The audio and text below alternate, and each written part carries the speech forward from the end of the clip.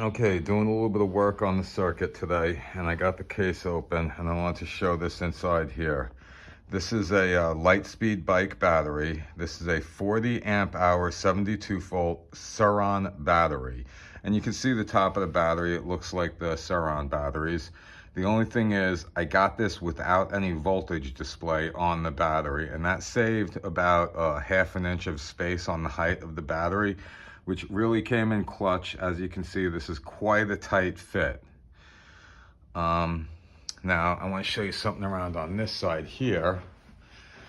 You can see, even though this is a very tight fitting battery, there is still a little bit of space up here between the top of the box and the battery. There's about, I don't know, 3/4 of an inch of space or so up here.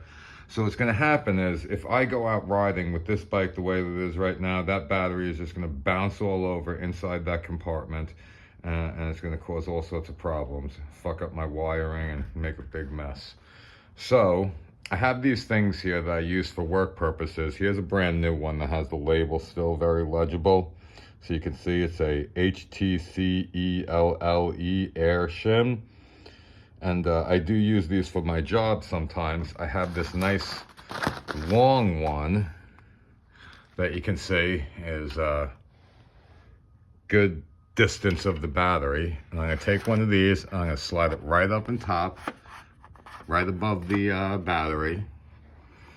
And it has this little plunger thing that I pump, and it fills up the airbag. Now, if I watch the top of the box very closely,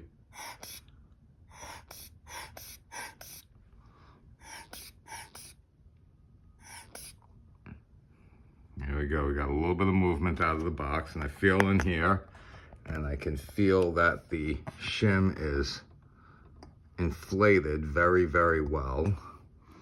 And that is going to keep my battery solid and secure from bouncing up and down. Now, I'm going to put a piece of foam on this side of the battery that'll hold it up against this side of the case.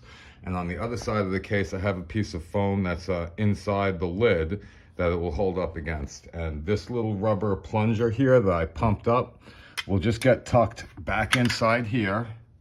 I'm going to have to pull that out because I want to put a little bit of masking tape around the metal part of it so that it doesn't make a rattling noise as it moves around in there. But that's going to keep my battery very secure inside the box. And I hope that that tip helps someone else out, and you guys can maybe keep your batteries from rattling.